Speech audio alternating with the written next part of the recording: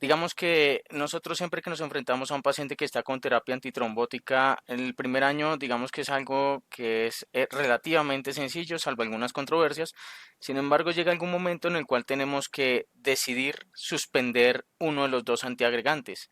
Ya es cuando nos sentimos como Petit en 1954, este sujeto que pasó las Torres Gemelas en una cuerda floja, nos sentimos como él porque no sabemos si ese paciente a suspenderle la terapia antiisquémica nos vamos hacia un lado y se nos va a hacer algún evento coronario, alguna trombosis del estén, o si más bien se la continuamos pero le aumentamos el riesgo de sangrado. Eso, digamos que hasta hace unos años era una duda, era bastante controversia, aún lo sigue siendo. Sin embargo, digamos que en este PROCON de si anticoagularlos o darles tratamiento antitrombótico, yo creo que hay que dejarlos antiagregados y ya les explicaré por qué. Como les explicaba, en el primer año el riesgo isquémico está muy definido en donde una vez le ponemos al paciente un stent y lo revascularizamos, en verde los pacientes con enfermedad coronaria estable, en azul los pacientes con infarto sin elevación del ST y en negro los pacientes con infarto con elevación del ST. Estos pacientes que tienen elevación del ST tienen un mayor riesgo predominantemente en los primeros 30 días dados por infartos y trombosis del stent. Entonces, en estos pacientes es muy claro que debemos dejarles una terapia antiagregante dual. A lo largo del primer año también hay un riesgo aumentado de trombosis del stent, no solo para los pacientes con infarto o miocardio con elevación, también sin elevación del stent, inclusive los pacientes con enfermedad coronaria estable. Digamos que ya la guía es algo más clara en donde nosotros ya sabemos qué hacerle básicamente a esos pacientes con recomendaciones inclusive 1A. Lo que hacemos cuando nos llega al piso un paciente después de un cateterismo, definimos si su enfermedad coronaria es estable, aunque este paciente probablemente es ambulatorio, o si viene después de un infarto. Si viene con una enfermedad coronaria estable sin infarto, la idea es darle 6 meses de terapia antiagregante dual siempre y cuando su riesgo de sangrado sea bajo. Si el riesgo de sangrado es alto, 1 a 3 meses es una terapia suficiente para considerarlo seguro y continuar solo con una terapia antiagregante. En cambio, los pacientes con infarto, la idea es que si les ponemos un stent, en especial stent liberador de medicamentos, lo ideal sería dejarles tratamiento antiagregante dual durante 12 meses, salvo que tengan alto riesgo de sangrado, que sería durante 6 meses. Los pacientes que tienen puentes coronarios, si no se infartaron, solo un antiagregante es suficiente. Si se infartaron, es el mismo tratamiento como si tuvieran un stent. Lo mismo aplica para los pacientes que se infartaron y no pudimos revascularizarlo. La idea es dejarles 12 meses de terapia antiagregante dual. Si la enfermedad coronaria es estable, ahí es otra controversia que está más allá del alcance de esta charla. Digamos que las guías son algo claras con qué hacer con esos pacientes, pero la pregunta que nos atañe a esta charla es, ¿realmente 12 meses de terapia antiagregante dual es suficiente para estos pacientes con un riesgo isquémico alto? Cuando vemos que después de un infarto se comienzan a infartar mucho más y no se comportan como pacientes estables, ¿qué tanto podemos extender esta terapia? ¿Es seguro extenderla? La guía nos da una recomendación 2B, yo creo que deberían darle una recomendación mucho más alta. Vean, por ejemplo, que en el primer año, en este estudio del doctor Pilgrim y Balgimigli, en el primer año los pacientes tuvieron más infartos, pero vean que se separan claramente de los que nunca se infartaron. Son dos pacientes distintos. Los pacientes que tienen un infarto en el primer año y en el segundo año tienen más infartos que los pacientes que tienen enfermedad coronaria estable. Eso quiere decir que el perfil es muy distinto. Estos pacientes están activados desde el punto de vista inflamatorio. Pero vean esto que es mucho más curioso. Los pacientes que tuvieron un infarto con elevación del ST llega a un punto que es después del primer año en donde se aplana la curva de mortalidad de desenlaces cardiovasculares y comienza a predominar los pacientes con infarto sin elevación del ST. ¿Eso qué quiere decir? Que hay dos perfiles, el paciente con infarto sin elevación del ST y el paciente con infarto con elevación del ST. Los pacientes con infarto sin elevación del ST tienden a tener más enfermedad renal crónica, a ser más diabéticos y a ser mucho más ancianos y tener enfermedades coronarias multivasos. Pero no necesariamente todas esas enfermedades que tienen o todos esos vasos comprometidos no necesariamente son lesiones culpables. Y ahí es donde vemos que los vasos que no son culpables tienen un papel fundamental. Aunque podría quedarnos alguna duda si se vuelven a trombosar esos o se vuelven a estenosar esos vasos. Sin embargo, es claro que los pacientes que nos preocupan son los pacientes con infarto y en especial los que tienen infarto sin elevación del ST. Entonces nos plantea la pregunta, ¿los pacientes después de un infarto se acelera su proceso de aterosclerosis? Y vean en este estudio el doctor Duta, en donde tomó ratas, les ligó las arterias coronarias versus controles y les hizo un TAC, que es un TAC especial que nos detecta fluorescencia, y en este caso la fluorescencia fue para proteasas. Recuerden que las proteasas son derivados o las metaloproteasas son derivados de las proteasas, y las metaloproteasas son un marcador indirecto de actividad de monocitos a nivel de la placa aterosclerótica. Entonces, después de haber ligado esas ratas, las sacrificaron a los 3 meses y miraron qué pasó. Las ratas o los individuos que se infartan tienden a tener mucha más actividad de proteasas en esos vasos y en ese tallo aórtico que es lo que estamos mirando, lo cual habla que después de un infarto a los 3 meses hay mayor actividad inflamatoria, así se hayan revascularizado esas raticas. Las ratas que nunca se infartaron tienen algo de actividad, pero eso los investigadores consideran que es lo propio del envejecimiento de las ratas.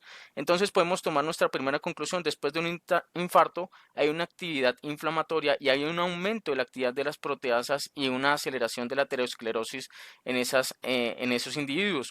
Cuando hicieron cortes de esas aortas y miraron las placas ateroscleróticas y le pusieron un marcador de anti-CD11, que son marcadores de agregación de macrófagos y linfocitos, se dieron cuenta que las aortas con placas de los individuos infartados tenían más actividad inflamatoria que los que nunca se infartaron, y no solo eso, sino que se aumentaron de forma significativa los tamaños de la placa en tan solo 3 meses, generándose una teoría y una hipótesis bastante cierta, y es que después de un infarto, tanto el dolor como la ansiedad, pero predominantemente la disfunción ventricular izquierda, activan el sistema nervioso simpático, lo cual activa catecolaminas, lo cual libera progenitores de células hematopoyéticas de monocitos, lo cual activa la monocitopoiesis extramedular a expensas del vaso, lo cual inestabiliza y aumenta el tamaño de las placas y hace que progresen las lesiones que antes consideramos durante la estratificación inicial como no culpables.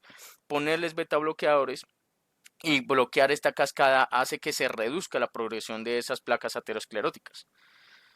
Entonces ya no nos preocupa después del primer año tanto la trombosis de los TEN, porque es bastante rara, menos del 1% de los infartos, o menos de 0,1 por cada 100 personas por año, dependiendo del STEN, generan obstrucciones tardías, y esto era un temor bastante importante, que se hicieran hiperplasia de la íntima, pero los nuevos estén ya son bastante seguros y ya no nos preocupa después del primer año que se nos trombosen esos estén, sino que de pronto crece la íntima, pero eso es a 10 a 15 años, sino que nos preocupan ahora los vasos que no son culpables, porque son los que terminan infartando a los pacientes, como en este estudio el doctor Yamaji.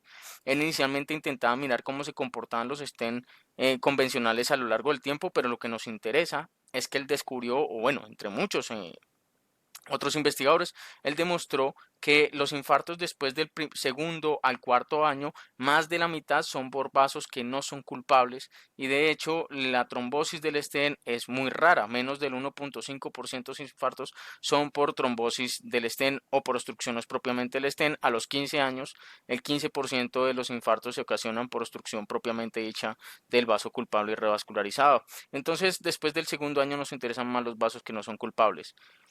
¿Qué podemos hacer para esos pacientes? En el primer año nuevamente ya la tenemos algo clara, después de estudios muy clásicos como el Cure-PCI, en donde si le agregamos clopidogrel a estos pacientes asociado a ASA, se disminuyen los desenlaces cardiovasculares a 30 y a 365 días, lo cual nos habló en un principio que ya no era solo dejarles ASA después de un stent, sino dejarle terapia antiagregante doble, clopidogrel más ASA. Entonces, bastante fácil, pongámosles terapia antiagregante de forma indefinida a todos los pacientes, para evitar no solo que se trombose el stent en primer año, sino para que hayan trombosis de los vasos no culpables en los siguientes años. Y este fue el estudio que hizo el doctor Balgimigli en el 2012, el estudio Prodigy, en donde tomó 2013 pacientes y les puso ASA más clopidogrel solo 6 meses, o continuó la terapia ASA más clopidogrel durante 24 meses. El estudio fue multicéntrico, pero fue abierto, que eso fue una de las grandes críticas que le han hecho. Incluyó toda clase de pacientes, como le fueran llegando, ingresaba al paciente, le ponía un stent y le extendía la terapia 6 o 24 meses, y se dio cuenta que no modificó los desenlaces isquémicos, se infartaron igual, tuvieron igual causas de muerte, infartos o ACVs, lo mismo para los desenlaces pues secundarios, pero lo que más llamó la atención es que, aparte que no ayudaron y no tuvo un desenlace adecuado de eficacia, aumentó los sangrados de forma innecesaria y de forma peligrosa. Vean cómo este estudio aumentó los sangrados tanto BARC tipo 2, tipo 3, tipo 5 y los sangrados tipo TIMI mayores. Entonces no hubo diferencias en mortalidad, no hubo diferencias en eficacia, pero sí hubo un aumento de los sangrados inclusive en aquellos pacientes e inclusive aumentó los riesgos de transfusiones y en pacientes que iban a cirugía que requieren algún tipo de hemostasia.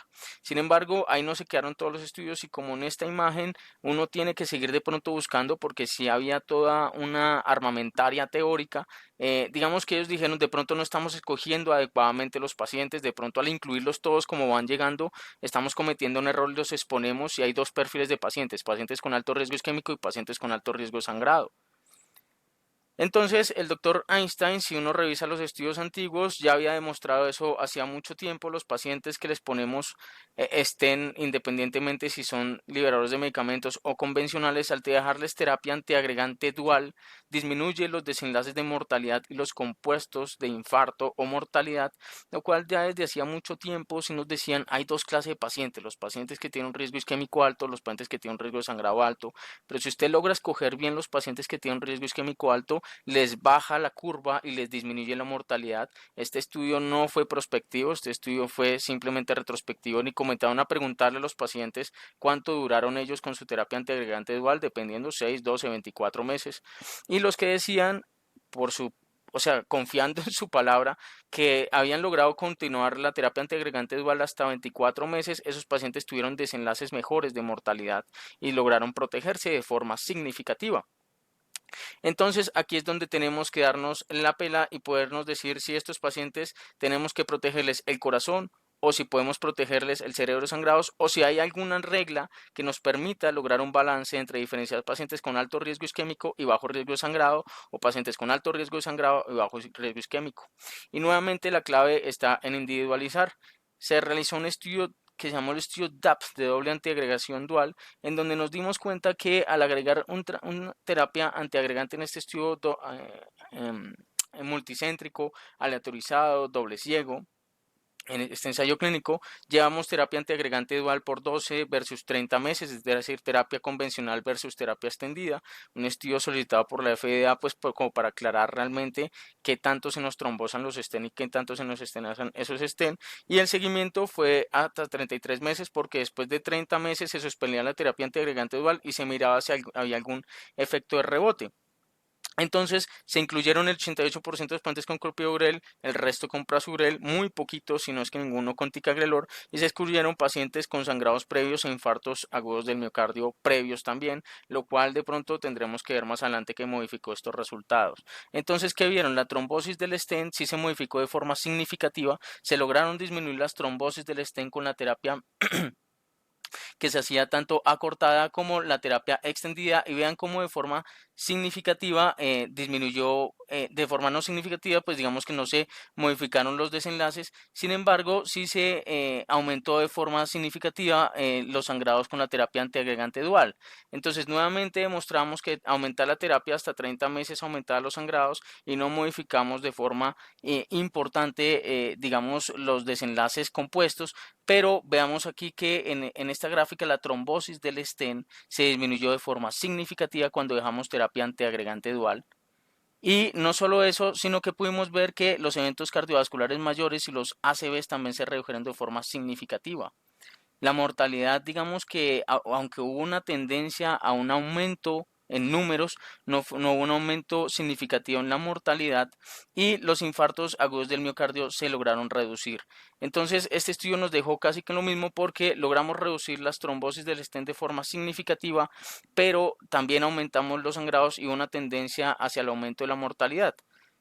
Es importante destacar que hubo un aumento de la mortalidad en los pacientes con terapia antiagregante dual, pero después en su análisis de este estudio se dieron cuenta que los pacientes que se fueron a terapia antiagregante dual tuvieron más pacientes con cáncer, lo cual probablemente aumentó los sangrados y eso fue precisamente lo que nos terminó mostrando el estudio. Los pacientes que tenían terapia antiagregante dual tenían unos números mayores de sangrados de forma, pues digámoslo así, significativa, tanto BARC mayores como gusto mayores y moderados, lo cual nos hablaba de que estos pacientes probablemente tenían más sangrados y tenían obviamente la exposición innecesaria si no lo sabíamos escoger muy bien.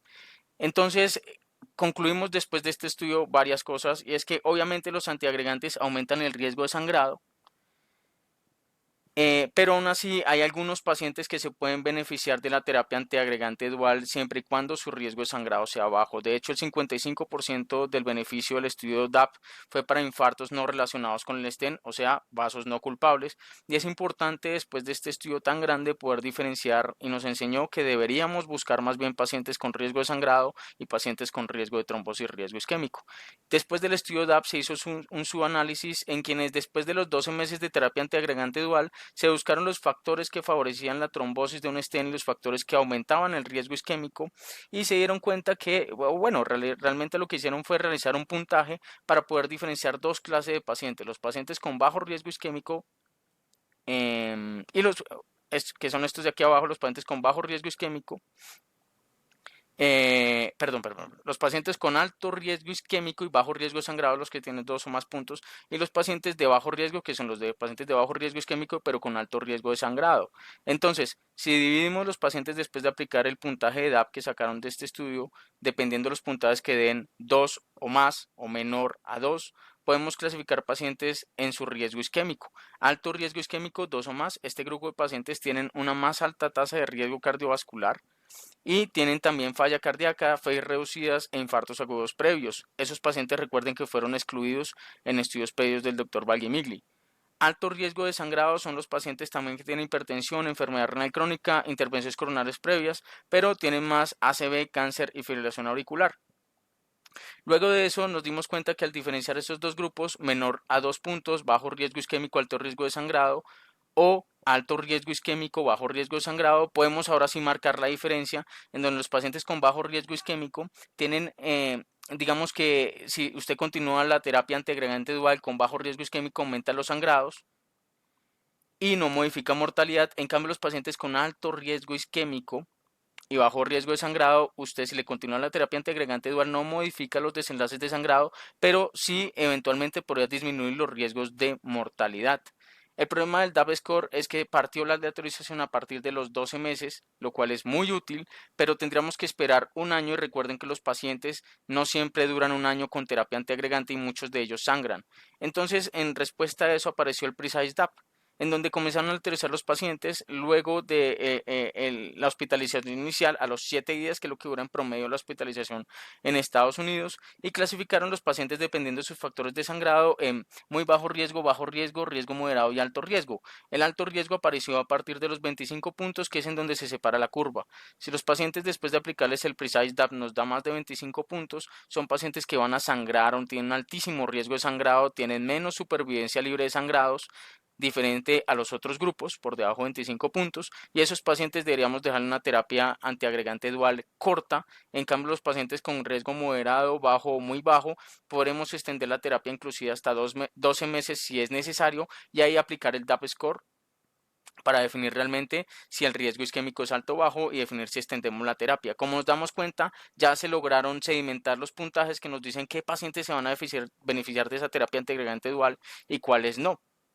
Para darles una recomendación que parece que es algo corta, 2B. Entonces, ¿qué hacemos? Paciente le hacen un cateterismo, le calculamos en hospitalización Precise DAP mayor a 25 puntos, suspendemos tempranamente la antiagregación probablemente a los 6 meses, o si nos da menor o igual a 25, le continuamos la antiagregación por 12, quizá 24 meses.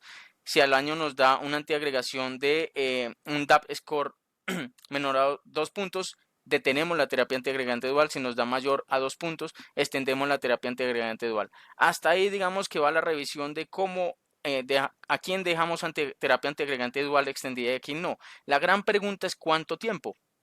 Y ahí es donde aparece nuestro estudio Pegasus, que es nuestro caballito de guerra, que es el estudio en donde extendieron la terapia inclusive hasta 33 meses nuevamente, aleatorizaron pacientes solo ASA más placebo. Listo. Bueno, entonces estábamos hablando que el estudio Pegasus es nuestro caballito de guerra para extender la terapia antiagregante dual, porque es claro que hay pacientes que se benefician con terapia antiagregante dual, pero no teníamos muy claro hasta que salió este estudio cuánto tiempo extenderlo, por lo menos. Y en este estudio Pegasus, TIMI 54, los pacientes que tienen un infarto del miocardio, que iban a intervención coronaria percutánea y duraban con terapia antiagregante dual, en los últimos 1 a 3 años los metían a la aleatorización. Entonces entran a tres grupos, o ASA más placebo o ticagrelor 60 miligramos 2 veces al día más ASA o ticagrelor 90 miligramos 2 veces al día más ASA. Es un estudio aleatorizado, doble ciego. El seguimiento después de que se aleatorizaban se les daba 18 meses de terapia extendida antiagregante para completar 30 meses. Se dejaban 3 meses además de vigilancia para evitar que hubiera o para vigilar que no hubiera algún efecto rebote.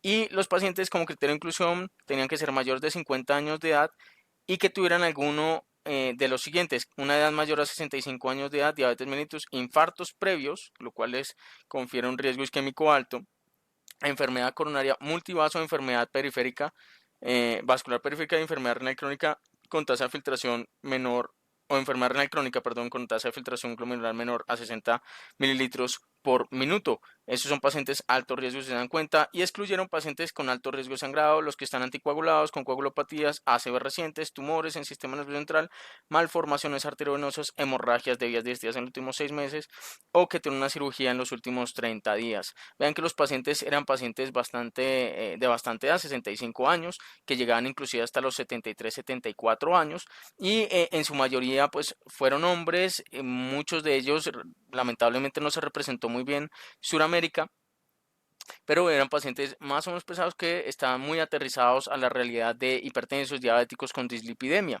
Es importante también mencionar que muchos de esos pacientes tenían el 16% más de un infarto previo, y muchos de ellos ya tenían la historia pues de la intervención coronaria percutánea, pues que obviamente tenían que haber tenido un infarto en los últimos 1 a 3 años.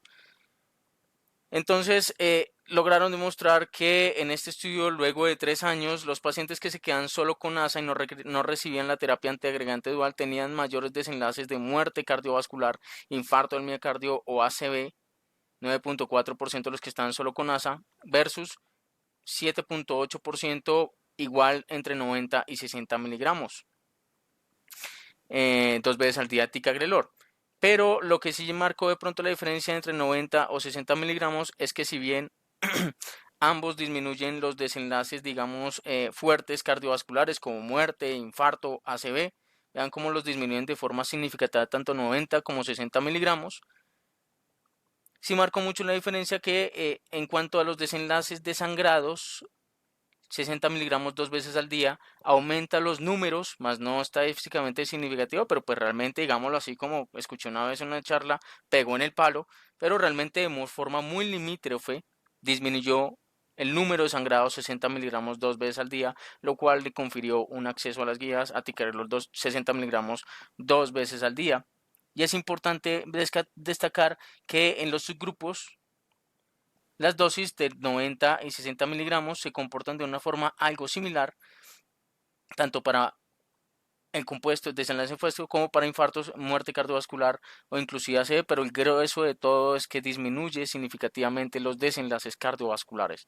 Luego de ese estudio y la evidencia que hemos revisado a lo largo de esta charla, podemos determinar que después de esa reutilización de 1 a 3 años, después de un infarto con una media de 2 años, este estudio demostró que extender la terapia antiagregante dual, en especial con ticagrelor 60 miligramos 2 veces al día, disminuye los desenlaces cardiovasculares. Es cierto que aumenta los sangrados comparado solo con ASA, pues porque obviamente le estamos dejando un doble antiagregante, pero los sangrados intracraneales o fatales fueron menores a 1%, lo cual es un número bastante bajo, y la dosis de 60 miligramos al día, 2 veces al día de ticagrelor tuvo una menor tasa de disnea, pues es 6.5 versus como 6.8% contra 90 miligramos, que fue una diferencia numérica más no significativa. Solo el 6.5, perdón, 16% de los pacientes hicieron disnea en promedio y 6.5% se vieron obligados a suspender el tratamiento. Conclusiones de terapia antiagregante dual, ya casi nos faltan como 4 o 5 diapositivas para terminar. La terapia extendida sí disminuye los desenlaces isquémicos, muerte y trombosis del stent.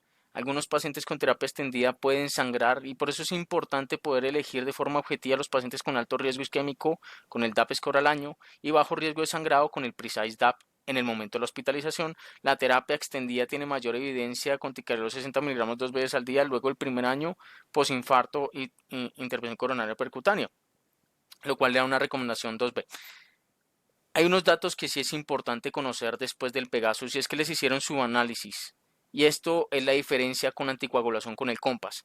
Y vean, por ejemplo, que los pacientes que venían con antiagregación dual después del infarto, en este es un análisis del mismo doctor Bonaca, él quiso saber con su grupo qué pasaba si usted le suspendía la antiagregación y los aleatorizaba por ahí al año o a los 2 años que fue la media y los dejaba un año sin antiagregación dual y solo con ASA.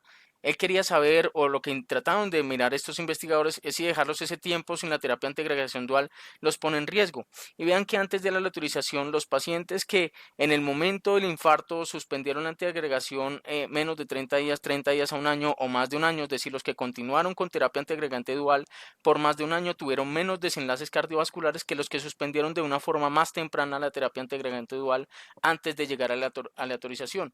Y después de que los aleatorizaron, se dieron cuenta que los pacientes que estaban en tratamiento con placebo, que continuaron con el placebo y solo ASA, tuvieron mayores desenlaces cardiovasculares y que este beneficio era mucho mayor si se iniciaba la terapia antiagregante dual de forma temprana. Si se demoraba esa terapia antiagregante mucho para iniciarla después de la autorización por alguna razón, se aumentaba o se perdía, perdón, el efecto benéfico del ticagrelor, la terapia antiagregante dual en estos pacientes.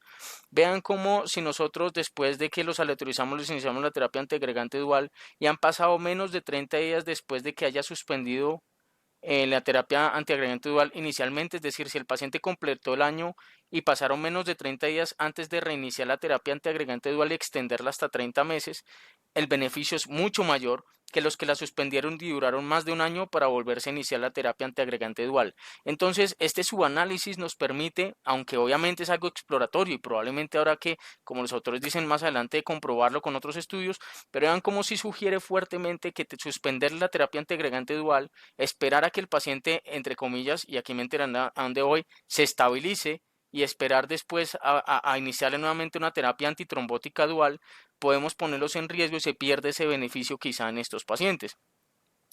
La gran pregunta, ¿lo deberíamos anticoagular? ¿Deberíamos anticoagular a estos pacientes? Y vean cómo en este estudio COMPAS, que ya más adelante el doctor Oscar Sosa nos hablará un poquito más a fondo, pero sí quiero hacer como el contraste.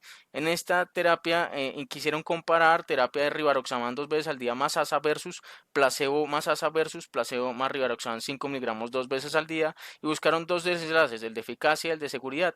Eficacia, desenlaces isquémicos cardiovasculares, desenlaces de seguridad, sangrados mayores definidos por ISTH. Aleatorizaron bastantes pacientes, ensayo aleatorizado doble ciego multicéntrico, 602 centros, y se incluyeron pacientes con enfermedad coronaria, enfermedad periférica, 2 o más territorios comprometidos, menos de 65 años de edad, con 2 lechos vasculares o al menos diabetes mellitus, enfermedad renal crónica, tabaquismo, ACV que llevara por lo menos isquémico, obviamente más de un mes de evolución, y excluyen los pacientes con alto riesgo de sangrado que ya conocemos en estudios previos. Llama mucha atención que ponen un grupo de pacientes pobre pronóstico según el criterio del médico, lo cual es algo subjetivo, pero los pacientes son muy similares al estudio Pegasus.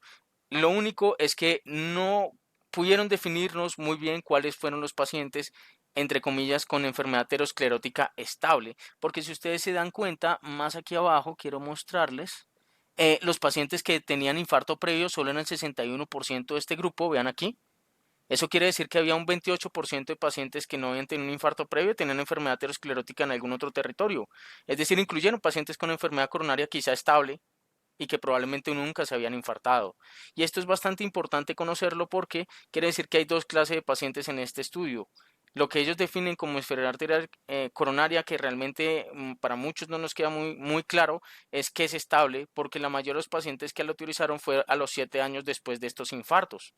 Es decir, estos pacientes ya habían tenido infartos previos, pasaron por todo el riesgo isquémico, las reutilizamos mucho tiempo después, cuando ellos ya consideran esa enfermedad coronaria estable. Lo que sí es cierto es que el estudio COMPAS demostró y lo tuvieron que detener de forma muy temprana cuando se dieron cuenta que disminuyó de forma significativa los desenlaces isquémicos. Vean aquí como el riesgo cardiovascular de ACV, de infarto del miocardio, si le dejamos solo aspirina, en cambio, o si le dejamos solo rivaroxaban, no se reducen de forma tan importante como cuando comparamos rivaroxaban 2.5 miligramos más ASA en estos pacientes. Ya solo faltan dos diapositivas.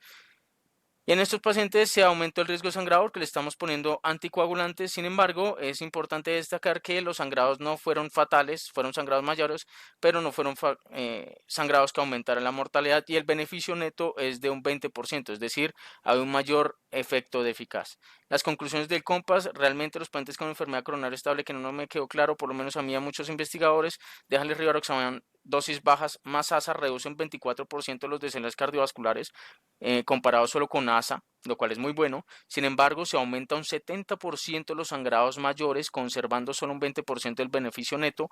Y la gran duda que nos queda es cuando iniciamos rivaroxaban.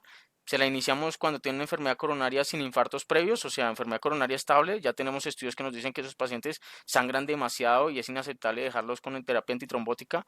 O los dejamos después de un infarto y les suspendemos la terapia antiagregante con ticagrelor y se los iniciamos después de que completen 7 años el rivaroxaban. O esperamos de pronto y le suspendemos el ticagrelor y le arrancamos de una anticoagulación. Ese es el gran problema del estudio COMPAS y es que realmente no nos dice en qué momento iniciar la terapia antitrombótica, anticoagulante más antiagregante, sino que realmente nos dice es inícielo en algún momento cuando usted considere que el paciente está estable. Entonces las conclusiones ya las vimos durante toda la charla. Hay que elegir muy bien a los pacientes. No podemos antiagregarlos indiscriminadamente y hay que elegirlos muy bien para que no nos vaya muy mal con el Precise DAP y con el DAP Score. Y la terapia antiagregante más antitrombótica más ASA tenía un papel de terapia como prevención de desenlaces duros cardiovasculares. Sin embargo, en este momento de la historia no es claro cuándo iniciarlos, no reemplaza la terapia antiagregante dual y suspender la terapia antiagregante dual por iniciar un anticoagulante, según lo que nos muestra el doctor Bonaca, es bastante arriesgado y obviamente habría que continuar sin detenernos con la terapia antiagregante dual por 30 meses en la población seleccionada. Muchas gracias.